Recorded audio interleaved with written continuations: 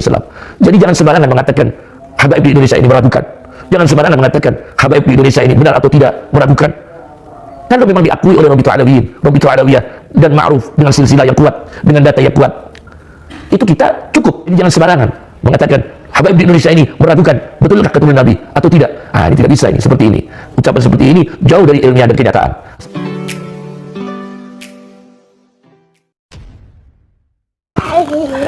Assalamualaikum warahmatullahi wabarakatuh. Jumpa lagi dengan saya di channel Gagasan Progresif 9, sahabat sebangsa dan setanah di mana saja Anda berada. Kembali kita mengulas masalah habaib, dan kali ini makin menarik saja karena makin banyak orang yang angkat suara. Banyak orang yang kemudian tertarik untuk merespon ya di balik viralnya masalah nasab habaib. Khususnya ya tulisan-tulisan dari Kiai Imad maupun narasi-narasi dari Kiai Imad, ya itu betul-betul menimbulkan ya banyak pandangan-pandangan, tanggapan-tanggapan dari para ulama, para pemerhati sejarah ya maupun para santri-santri yang menurut kita ini jelas semakin memperkaya diskursus.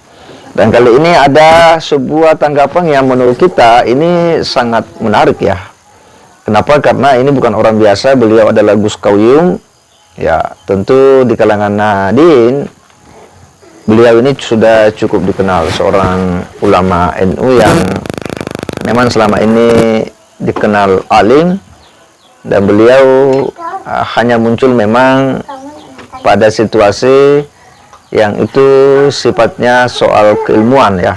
Memang beliau ini sangat jarang kita lihat di pentas-pentas kegiatan-kegiatan politik. Artinya di situ menariknya karena dia pun memberikan respon pandangan terkait dengan apa yang hari ini sedang viral. Nah, tentu kita tertarik ya seperti apa pandangan-pandangan beliau. Nah, untuk itu coba kita simak dulu sama-sama. Rasulullah SAW bersabda, "Ta'allamu min ansabikum ma tasiluna bihi arhamakum." Studilah kalian, belajarlah kalian, risetlah kalian dari nasab-nasab kalian, genealogis. Nah, selama ini riset yang luar biasa terjaga keakuratannya adalah risetnya para habaib, risetnya para sadah. Itu sudah data-data tercatat, terbukukan sesuai dengan rekomendasi Nabi supaya mempelajari nasab. Mata silu Nabi arhamakum, dengan studi itu kamu akan menemukan, akan mempelajari dengan apa kamu bisa silaturahmi dengan saudara kalian, dengan kerabat kalian, sesama para habaib, sesama para sahabat. Jadi kehadiran lembaga Rabitul Alawiyin ini mewakili umat Islam untuk meneliti semua riset ilmiah dengan tim yang kredibel dan ahli dalam bidangnya untuk meneliti mana habaib, mana yang bukan habaib, mana sahabat, mana yang bukan sahabat. Dan riset ini memang direkomendasikan oleh Nabi SAW untuk riset genealogis, yaitu riset silsilah, riset nasab, lebih-lebih nasabnya Nabi Muhammad SAW. Jadi jangan sembarangan mengatakan habaib di Indonesia ini meragukan. Jangan sembarangan mengatakan habaib di Indonesia ini benar atau tidak meragukan. Kalau memang diakui oleh Rabitul Alawiyin, Rabitul Alawiyah dan Ma'ruf dengan silsilah yang kuat, dengan data yang kuat, itu kita cukup. Kalau Anda mengatakan itu tidak cukup, silsilah di Indonesia ini sejarahnya bisa bubar.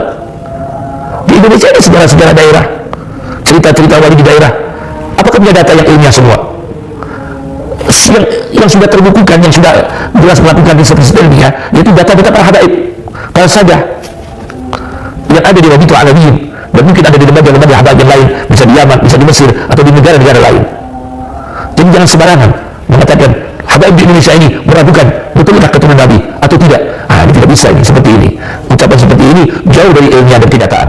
Assalamualaikum. Kalau kita simak ulasan dari Gus Qayyum ini, memang pada dasarnya dia hendak menyampaikan bahwa selama ini keberadaan Rabitul Alawiyah itu sebagai salah satu lembaga yang memang konsen ya atau fokus dalam melakukan riset, penelitian dan pencatatan ya para keturunan Nabi.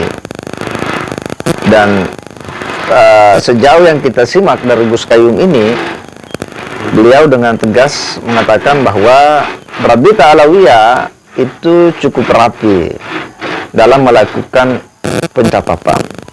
Ya, karena baginya bahwa di Rabita itu ada tim yang memang khusus, yang tentu kredibilitas keilmuannya itu tak diragukan lagi. Nah, mereka ini tentu sangat ekstra hati-hati dalam melakukan pencatatan. Dan Gus Qayyum pun mengawali dengan mengutip hadis Rasulullah SAW tentang bagaimana perlunya kemudian mencatat nasab untuk bisa bersilaturahim dengan keluarga, apalagi nasab keturunan Nabi Dan apa yang hari ini menjadi viral tentu bagi kita ini sebagai umat Islam yang mengikuti dinamika khiru fiku atau kisru habaib ini tentu bertanya, apakah kemudian ulasan dari Gus Qayyum ini itu menjawab apa yang disajikan oleh Kiai Imaduddin Usman dalam hasil risetnya, hasil penelitiannya, baik dalam sejumlah pernyataan-pernyataan beliau dalam ceramah ataupun dalam tulisan. Tentu ini membutuhkan sebuah analisa, sebuah perspektif, dan tentu kita juga harus jeli melihatnya. Kenapa? Karena apa yang disampaikan tadi oleh Gus Qayyum, bahwa ketika ada orang yang mempertanyakan nasab habaib atau kemudian meragukannya, menurutnya bahwa itu tidak objektif, itu tidaklah ilmiah. Kenapa? Karena itu tadi karena dia melihat bahwa Rabita ini memang adalah lembaga yang dari dulu mencatat dengan rapi, punya tim yang handal, yang hebat, yang mumpuni, yang melakukan dengan cara yang sangat hati-hati dalam melakukan penelitian-penelitian seseorang yang kemudian nantinya nasabnya itu akan diisbat. Nah, sampai di situ saya kira apa yang disampaikan oleh Gus Qayyum itu tidak ada masalah. Bahwa kemudian lembaga itu begitu sangat hati-hati dalam mencatat, begitu rapi pencatatannya dan sebagainya, tentulah yang namanya lembaga pasti demikian, dia punya tim khusus, dia punya pakar dan rapi dalam mencatat. Karena jika tidak demikian maka tentu akan banyak pertanyaan di dalamnya. Tetapi apa yang disampaikan oleh Kiai Imaduddin Usman sebagai sebuah hasil penelitian pula, sebagai sebuah hasil riset pula, pada prinsipnya ini adalah sebuah diskursus dalam dunia akademik yang menurut kita itu hal yang biasa saja ketika orang kemudian menyanggah sebuah hasil penelitian sebelumnya. Dan ketika peneliti belakangan itu mendatangkan sebuah fakta-fakta baru atau data-data baru, maka tentu ini kan juga harus diuji. Sekuat apakah fakta-fakta itu atau data-data itu, sevalid apakah setelah data itu kemudian diverifikasi atau divalidasi. Nah, disinilah kemudian ini menarik. Dan setidaknya bagi kita bahwa apa yang disampaikan oleh Gus Qayyum pada dasarnya ini tidaklah kemudian menafikan apa yang ditulis oleh Kiai Imaduddin Usman, karena ini adalah sebuah diskursus ilmu pengetahuan yang tentu dia akan berdialektika nanti pada akhirnya tentu akan ada muaranya ketika ada data-data baru, ada fakta-fakta baru yang jauh lebih sahih, yang jauh lebih kuat.